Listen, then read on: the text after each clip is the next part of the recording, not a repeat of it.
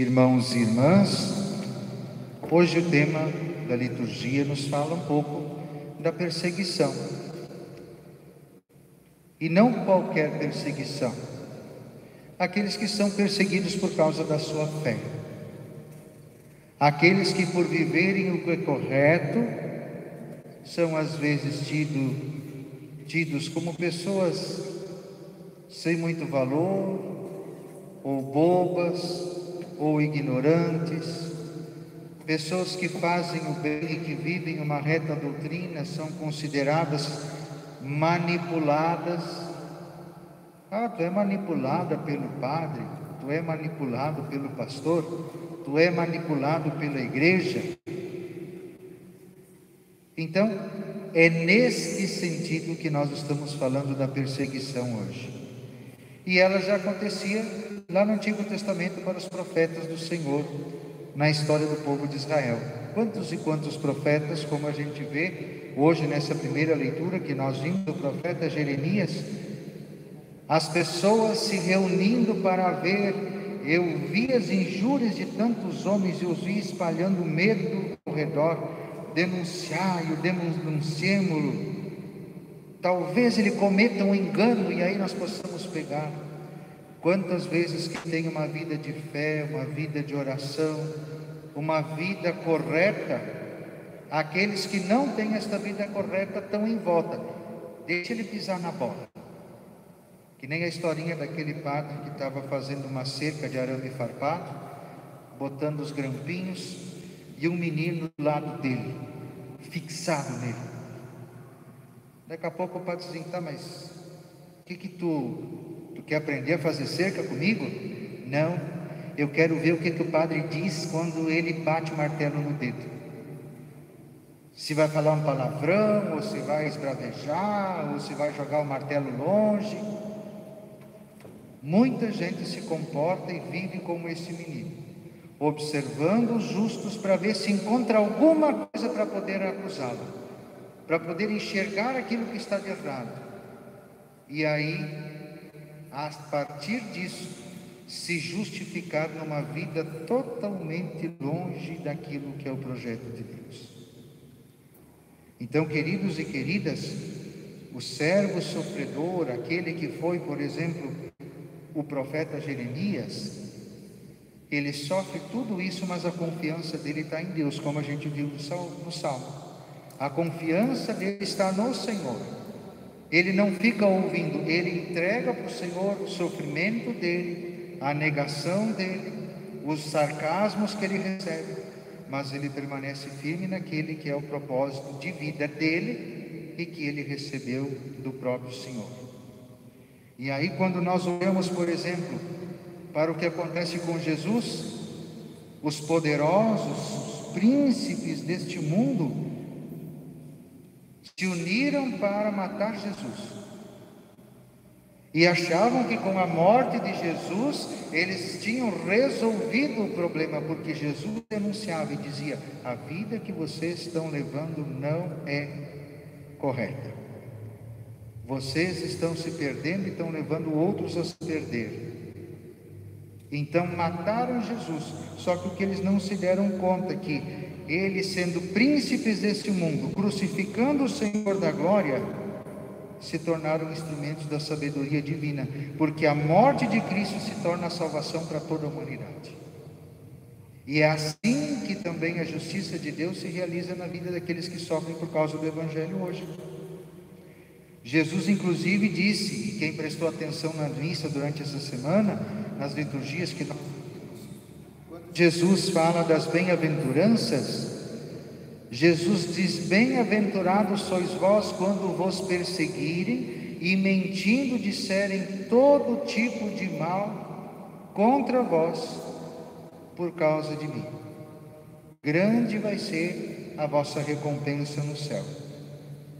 Então, queridos e queridas, quem se compromete a viver um caminho de Deus neste mundo, que é dominado pelo egoísmo e pela busca do próprio interesse, a pessoa que busca viver o projeto de Deus, que é um projeto de amor, de pobreza, de perdão, vai ser perseguida. vai ser questionado, vai ser muitas vezes desprezado e motivo de zombaria.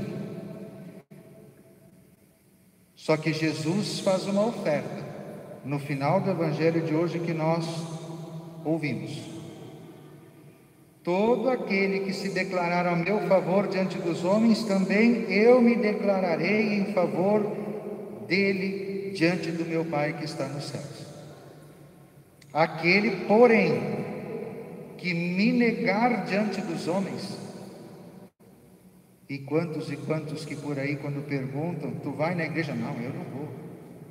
Ou se vem, é capaz de não dizerem que vem na igreja, porque tem medo do que vão dizer. Ah, tu está lá debaixo da saia do padre. Ah, tu te submete a pessoas pecadoras que nem todo mundo. Se você se declarar a meu favor diante dos homens, eu vou me declarar a teu favor diante do Pai que está nos céus. Agora, se você me negar diante dos homens, eu também vou te negar diante do meu Pai que está nos céus. A advertência de Jesus é bem clara. E veja, é uma advertência para quem não testemunha a fé, mas é um consolo para quem testemunha. Nós temos alguém que nos defende, que é por nós e que está ali para nos ajudar, hoje aqui no mundo, diante das perseguições e depois no julgamento final, porque vivemos de acordo com o seu projeto, colocamos em prática a vontade dele, tivemos o cultivo do amor, não amor sentimento, como eu já falei tantas vezes. Amor não é sentimento, e por isso que tanta gente se perde por aí dizendo que está sentindo alguma coisa, que sente amor. Amor não se sente, amor se testemunha com atitudes. Amor é decisão, amor é concreto. Não existe amor sentimento, o sentimento vai e volta, e os noivos dizem isso na frente do altar: prometo amar-te na alegria e na tristeza. Ou seja, independente do sentimento, a minha decisão é te amar. Vocês sabem, quem vem na missa sempre me escuta, o padre está sempre batendo nessa tecla.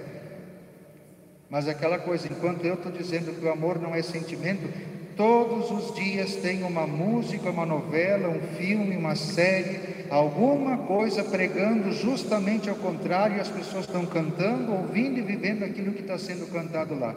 O padre fala uma vez por semana que o amor não é sentimento, mas 24 vezes por dia ou por hora tem alguém gritando na cabeça dos nossos jovens, dos nossos adultos, dos nossos idosos, de que amor é sentimento, e que o amor acaba, e que o amor termina, e nunca fazem experiência do verdadeiro amor que vem de Deus e só em Deus, porque só em Deus nós vivemos o verdadeiro amor. E é aí que nós entendemos o sentido da pobreza, que não é ser pobre, mas perceber que aquilo que sobra para nós falta para outro alguém, e perceber que o perdão é o que há de mais valioso no verdadeiro amor. O casal que se ama de verdade teve que se perdoar muitas vezes. Os irmãos que se amam de verdade tiveram que se perdoar muitas vezes. E por isso, queridos e queridas, para fazer parte do corpo de Cristo, que é a igreja, nós precisamos perdoar muitas vezes. E como ontem nós rezávamos pela santificação dos padres, pela santificação dos sacerdotes, como é costume nós fazemos todos os anos a pedido do Papa, o padre precisa perdoar e muito mais precisa ser perdoado também. Sim, nós somos humanos, nós somos seres humanos, nós falhamos, nós pecamos, nós erramos, mas a misericórdia de Deus vem em favor daqueles que se colocam favoráveis a Cristo dentro deste mundo. Quantos e quantos diziam para nós, quando a gente entrou no seminário com 15 anos, mas tão novo, tu quis ir para o seminário para ser padre, meu Deus, tu não namorou, tu não deu nem sequer um beijo. Isso é um escândalo, né? Imagina falar para a gurizada hoje que o padre é um bebê. Eles entram em crise, em parafuso, acham que eu vim de outro planeta. Não tive tempo de namorar, não tive tempo de trabalhar, não tive tempo de ser mecânico como eu queria ser, e as pessoas se abismam. Ah, mas poxa vida, tu não pôde nem experienciar a tua vida, tu podia ter feito um cursinho antes de entrar no seminário. Enquanto as pessoas acham que é cedo para um guri com 15 anos se decidir para ser padre, para viver pelo reino de Deus e para testemunhar um mundo de justiça, de amor e de perdão, o mundo aí fora não acha que é cedo para uma menina com 8 anos começar a usar droga, com 11 anos ser viciada em crack, com 16 anos não lembrar o sobrenome dela, com 15 anos ser mãe de um filho cujo pai é o próprio pai dela, porque também era um dependente químico. E isso que eu estou falando, gente, isso aqui não é historinha que a gente viu em revista ou nos programinhas de sensacionalismo da mídia. Isso são pessoas concretas com quem eu sentei do lado durante o meu tempo de seminário, meninas dependentes químicas que eu acompanhei.